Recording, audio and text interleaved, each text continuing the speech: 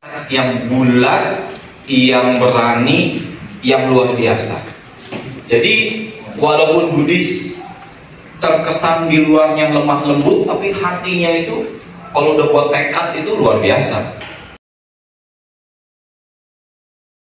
Ya, masih semangat nggak? Semangat. Oke, Bapak Ibu, tadi udah dijelaskan sama Pak Ferdi terkait dengan masalah perkawinan. Ya, kenapa kita jelaskan tadinya kan judulnya pengetahuan hukum bagi ahli waris apabila ada wasiat. Sebenarnya karena yang hadir Bapak Ibu di sini, kalau anak muda yang datang mungkin kita akan kasih tahu bagaimana waris dan supaya nggak berebutan waris. Kalau orang bilang tuh jangan rebutan kehwe, nggak ada hokinya, nggak ada untungnya, bahwa sial, this is true, itu benar. Karena banyak kejadian.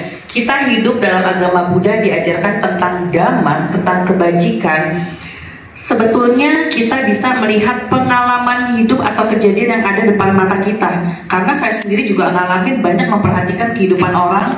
Rata-rata nggak ada tuh yang namanya orang berhasil merebut warisan dengan keserakahan, hidupnya sejahtera. Kalau yang depan mata kepala saya sendiri banyak yang saya lihat, dia dari dapat waris tuh kaya raya setengah mati. Terakhir saya menemukan dia jadi pengemis di pinggir jalan. Itu karena apa yang didapat dengan mudah, isi come isi go, gampang datang gampang pergi, nggak memperhitungkan bagaimana susahnya cari uang, mendapatkan uang. Kalau orang susah cari uang, dia akan menggunakan uang tersebut secara bijak, secara hati-hati. Makanya it's very difficult to get the money, so it's not easy to spend money. Kalau kita mendapatkan uang itu susah, nggak akan gampang kita itu mengeluarkan uang itu dengan mudah. Tapi ingat, ajaran semua agama itu sama. Di balik rezeki yang kita terima ada hak orang lain. Apa itu hak orang lain? Itulah di agama Buddha disebut dengan berdana. Berdana itu berkah tidak buat orang lain? Berkah kan? Nah, dalam agama lain juga ada, ya kan? Seperti dalam agama Islam ya, ada yang disebut dengan zakat. Sama aja, tujuannya adalah semua agama mengajarkan kita untuk mengasihi. Saya bicara konteks agama Buddha ya. Agama Buddha itu tidak hanya kepada manusia, makanya doa kita adalah Sabe Sata Bawantu Suki Tata. Semoga semua makhluk berbahagia. Oke, nah sekarang kita balik lagi ke masalah cinta kasih itu sendiri. Makanya orang tua itu diharapkan untuk bisa menanamkan nilai-nilai dhamma, cinta kasih, supaya anak beranak atau keturunan, generasi keturunannya itu mengedepankan cinta kasih untuk bagaimana mereka itu tidak pernah menggunting darah. Karena darah itu tidak akan pernah bisa digunting. Makanya harus ditanamkan cinta kasih.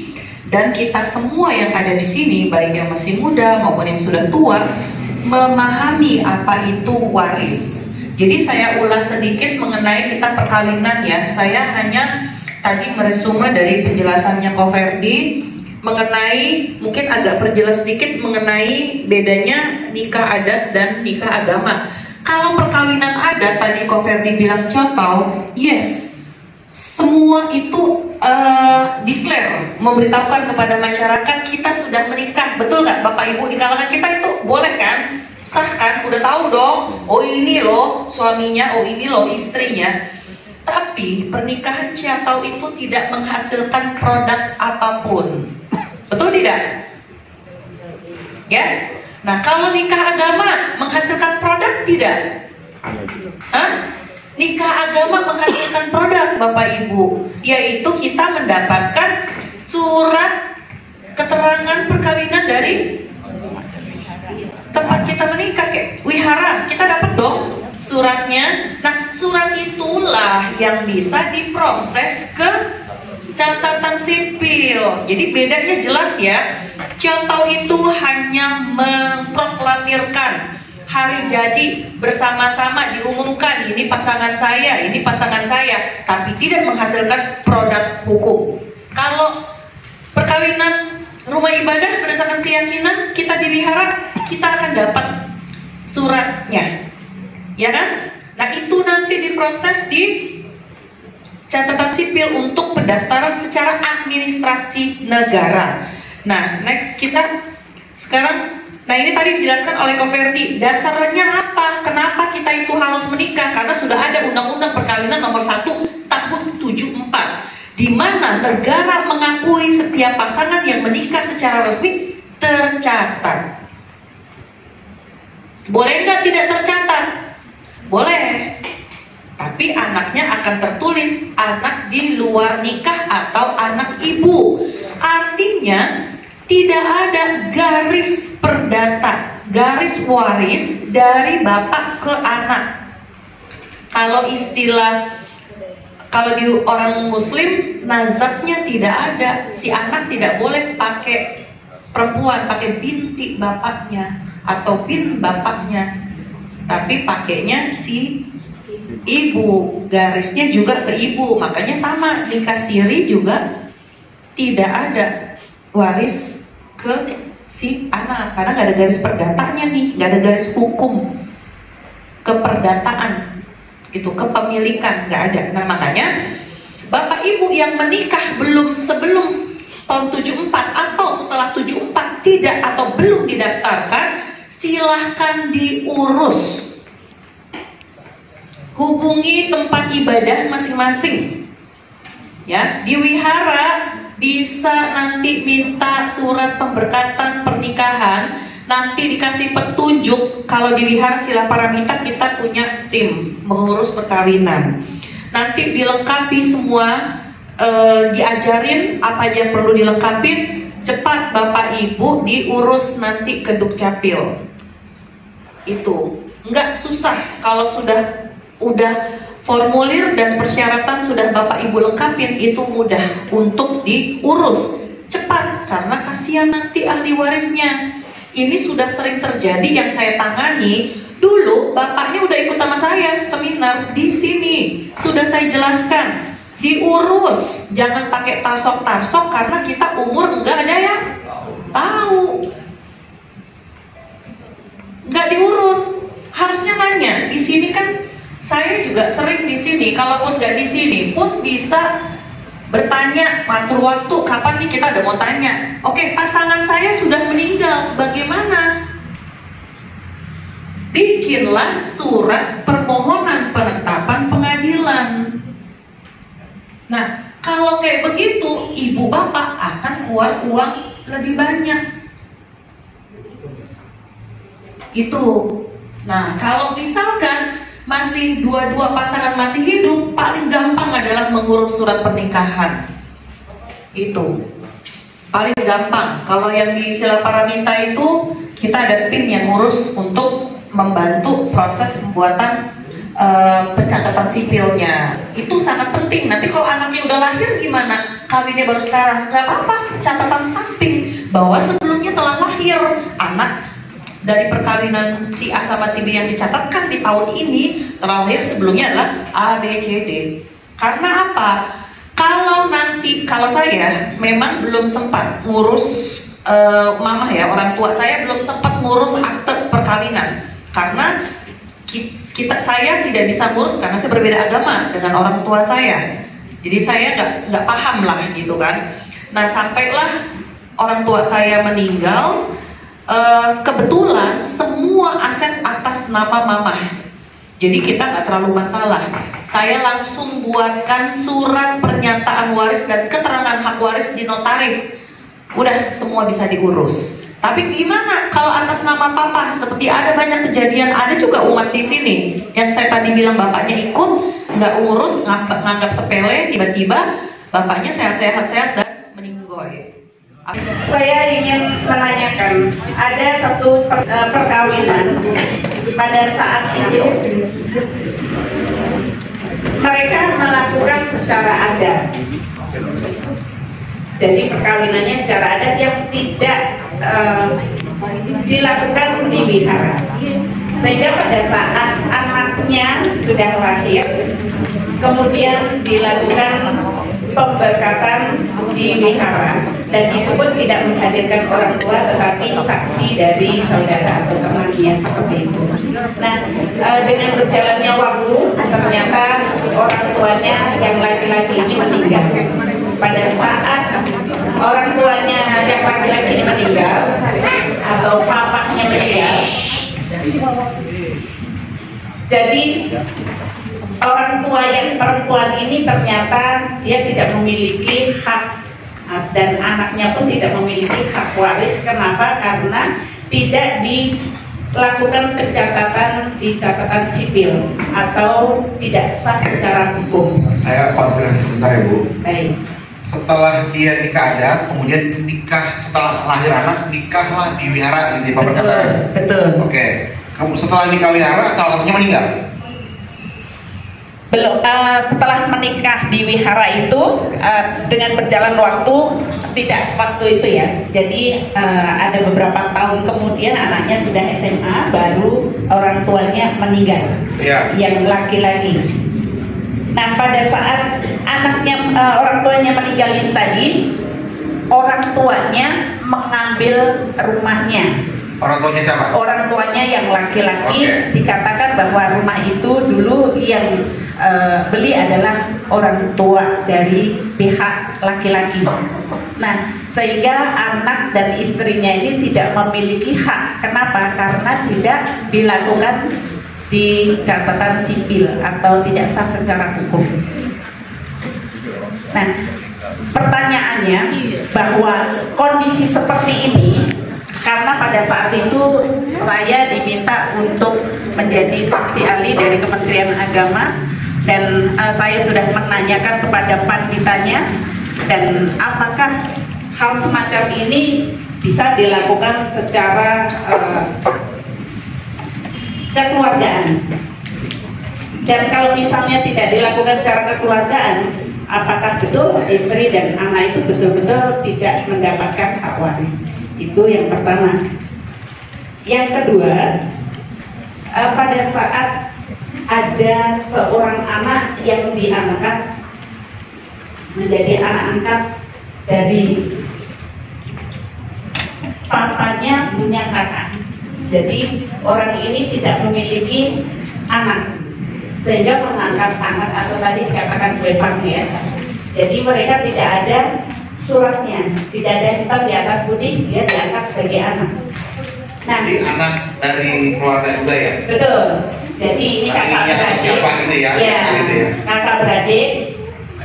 Dia kakaknya tidak punya anak. Selanjutnya mengambil anak dari adiknya. Ya, tetapi pada saat mengangkat itu tidak secara hukum. Nah, selanjutnya dia memiliki warisan yang sudah dinotariskan. Ya. Pada saat itu keluarga yang lainnya itu menggugat. Nah, apakah Dari keluarga siapa nih? keluarga dari adiknya yang lain? Oh, oke. Nah, adiknya yang lain. Nah, pada saat itu dia menggugat, apakah dia punya hak? Walaupun mereka tidak memiliki surat. Artinya anak ini memang diangkat, tetapi dia tidak punya surat pengangkatan sebagai anak. Nah, itu yang kedua.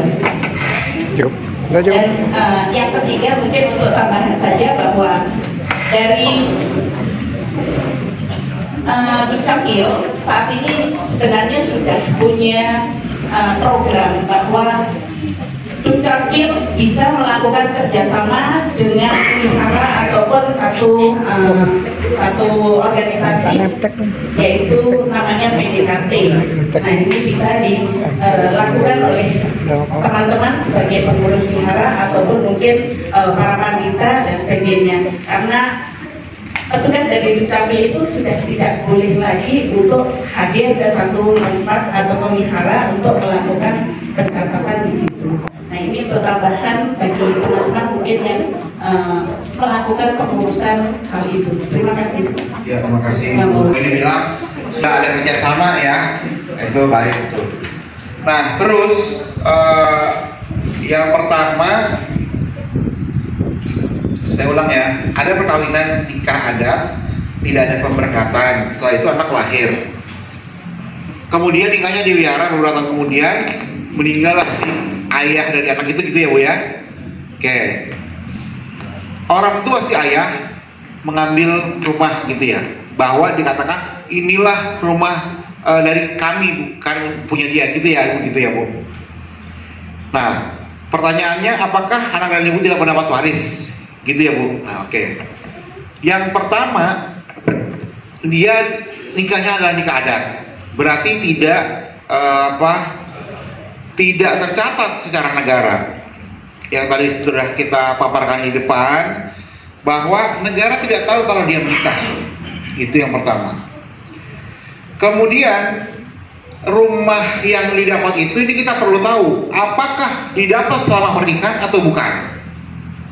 Nah, kalau di dalam pernikahan dapat tapi nggak langsung turun karena dia nggak punya surat. Nah, ketiga, bahwa diurus dulu pernikahan si yang dia sudah nikah di wihara tadi ya, sudah dicatat catatan sipil. Berarti jalannya untuk dia adalah mengajukan penetapan ke pengadilan. Nah, inilah yang jadi repot, karena sudah jadi begini, satu sudah meninggal. Nah, makanya Bapak Ibu yang hadir, mungkin juga ada teman saudara, kalau memang ada yang belum, sampaikan menikah dulu secara surat. Nah, ternyata Indonesia ada terobosan hukum dari Mahkamah Konstitusi. Kalau dulu pernah dengar Macia Mokhtar, anaknya Murdiono, nah itu ada pembaharan hukumnya itu. Tapi harus dibuktikan dulu nih, kalau anak ini adalah anak dari si bapak yang meninggal itu. Satu, kedua, pernikahannya daftarkan. Barulah mau apa nantinya, mau minta secara hukum atau gimana. Tetapi benang ini masih putus, sambungkan dulu itu, urus dulu secara administrasi, baru bisa. Nah itu. Yang kedua, kalau tadi pertanyaannya apakah dapat waris apa enggak? Dapat, tapi urusin dulu semuanya, itu belum selesai itu surat. Setelah beres baru bisa klaim. Nah, cuma berarti kan jadi sudah diambil kakeknya itu kan ya. Artinya klaim nih bukan cuma sini. Nah, kalau memang nggak bisa ya berarti mekanisme hukum berlangsung. Nah, ini yang antara keluarga ya, berarti kan si cucu sama kakek atau neneknya atau mbahnya gitu kan. Nah, yang kedua, anak adik dirawat gitu ya. Nah, ini banyak terjadi dalam kehidupan kita di masyarakat. Ini sering terjadi. Kalau dia nggak masalah, misalkan nih dia punya katakanlah 5 bersaudara. Si anak pertama ini, saudara pertama nggak punya perkawinannya, tidak punya tidak berapa anak. Kemudian anak adiknya lah, berarti diponakan nih.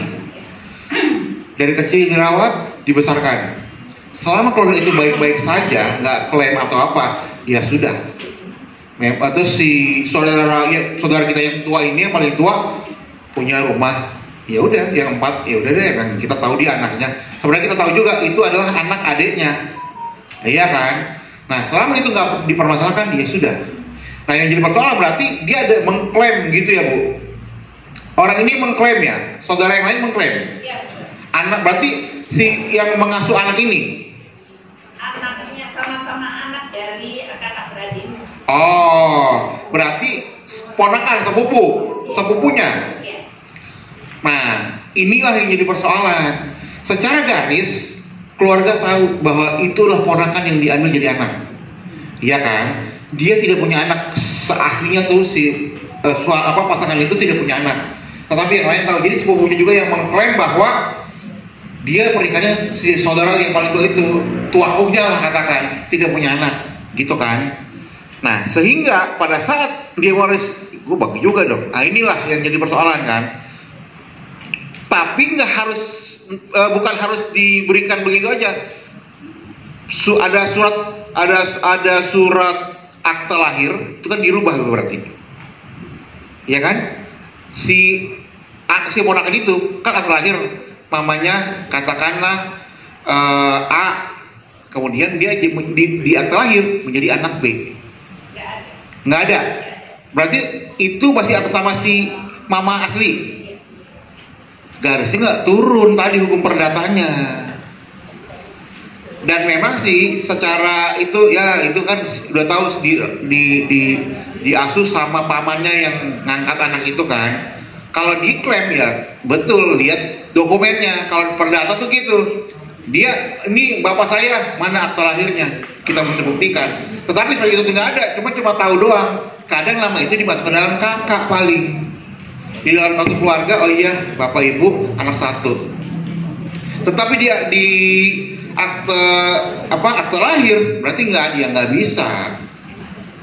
Kalaupun memang semua keluarga tahu bahwa dia kan sudah diasuh dari kecil sampai besar, sampai nikah gitu kan, ya tetap paling secara emosional ya orang tahu. Untuk itu ya benar yang klaim.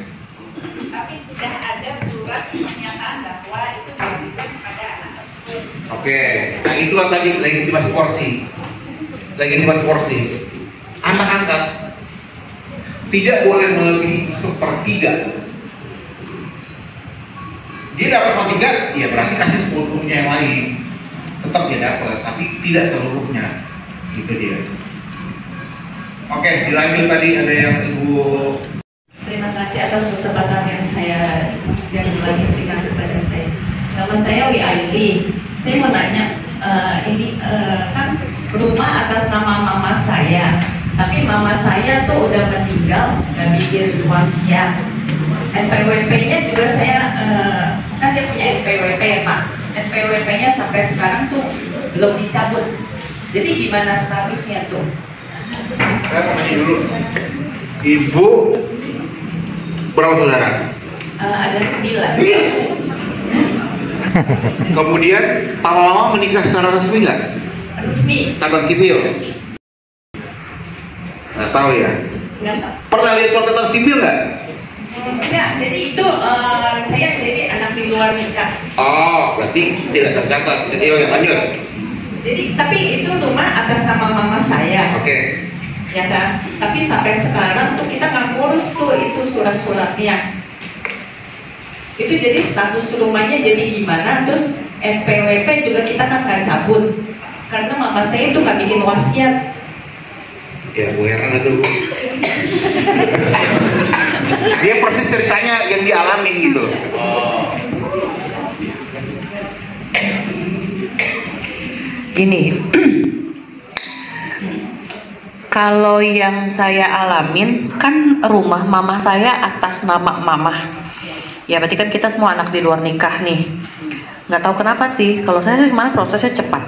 Jadi rumah memang sudah sertifikat atas nama mama. Kemarin waktu ngurus langsung ganti nama adik saya tuh nggak bayar pajak aja sih. Jadi kalau misalkan ibu tadi punya rumah atas nama mama, ya kan? Ya coba aja di daerah mana Bu? Jakarta Barat dan Mogot. Jakarta Barat, Daan Mogot. Green Garden. Luas tanah berapa Bu? 198. Kalau daerah Jakarta Barat di bawah 2M masih kena pajak nggak? Kalau kita nggak Jakarta Timur? Kita kena pajak. Hah? Tiap tahun kita bayar PPP. Tuh ya bayar. Kalau di saya nggak. Kita di sini under 2M Jakarta Timur ya kan Bapak Ibu ya. Kita nggak kena. Cuma karena saya salah kemarin beli rumah atas nama saya juga. Jadi yang rumah kedua saya baru kena PBB.